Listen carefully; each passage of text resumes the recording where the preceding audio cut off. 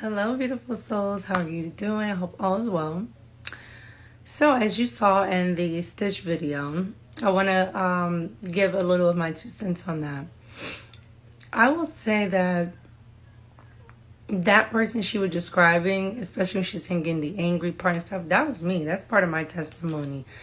And chosen ones, I want you to understand that, yes, unfortunately, 9 times out of 10, you're a chosen one, you're a light worker, an empath, a healer, spiritual person, period, you're going to run into a narcissist, especially being an empath. Like, they love empaths. Okay? The thing is definitely for spiritual training purposes, because the type of warfare that we go through is severe. It's not like everybody else's problem. We all got problems, but our severity is way, like, beyond what other people, when they hear our story, they're like, and you're still here? You're still smiling? You're still laughing? You still have joy? You still have hope? Yeah. Yeah, we do. Okay? And it's not easy, but that's exactly God requires us to be able to fight through all of these hard storms and to never give up.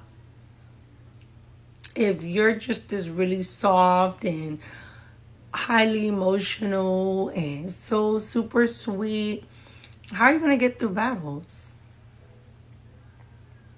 How are you ever going to overcome if you've never overcame anything? How are you going to be a warrior with no war? Right? And again, these things are easy to say. These things are even easy to hear. But when you're going through it, you don't really want to hear none of that. Like, you're pissed. Like, you're hurt, you're sad, you're all of that. But like the woman said, the enemy tricks you into thinking, oh, God don't care about you. If God is such a loving God, why would he allow this to happen to you? If God is such a caring God, why would he allow this? That is so true. And again, I fell into that trap for a little bit between the years of 2017 to beginning 2020. I fell into that trap of the why. And God, you said you would never leave me, you would never forsake me, but what is this? Not realizing that, again, I had to go through it. You all would not be seeing this woman here today if I didn't go through the pain, the suffering, the trials, the trauma, the tribulations. It made me a woman. It made me a warrior. It made me a dangerous empath. I'm still an empath, but I'm a no-nonsense one now. Yes, guys. So it makes you like a no-nonsense type of empath, Like before, and like before you wake up to know who you are, you allow so many things, because us being chosen ones, and God gives us all these wonderful attributes. We love like no other. Like when we have lovers or friends, even family, the way we love on them, we heal. Our love is like a healing power. We transform people's lives. We enter people's life and they become a whole brand new better person. And people see it, and at first they're like, what's going on with this? But then they're like, wow, this person is really different after such and such entered. And some people hate, but some people are like, wow, that's crazy.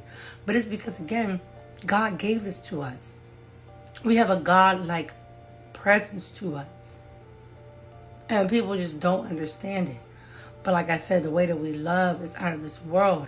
And so you have such a great love, a great light, and then you're an empath on top of that. Can you imagine? That's why you're drawing so much dark energy and evil and stuff, because they want to come to the light, but they're evil. So they're not coming with good intentions.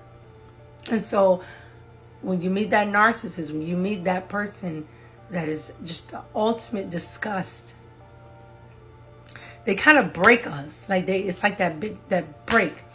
And God, even though God does not take pleasure in it, God knows that that's what we need to become our highest self, to awaken up out of this matrix. Because unfortunately, we were under the matrix too. We were under that spell too. But when we experience such a traumatic experience, such as narcissism, abuse of any form, it wakes us up.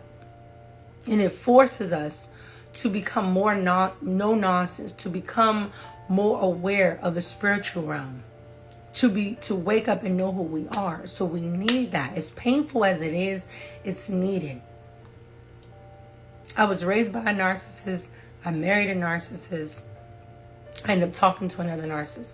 That's it for me. I woke up after that last one. I was like, boop. And God will allow that spirit. Like this is the Jezebel spirit and the Leviathan spirit. God's going to keep allowing that spirit to come around. It's going to jump from body to body. And it's going to remind you of that other person. Like, why do you act just like this person? Until you wake up, until you learn to set those boundaries. Okay? And stand firm on your boundaries. And again, using your gift that He given you to speak out so you can help others. Until you do these things, you're going to keep running to the same disgusting cycle. But either way, it's for your own good. It's going to strengthen you. It's going to toughen you up.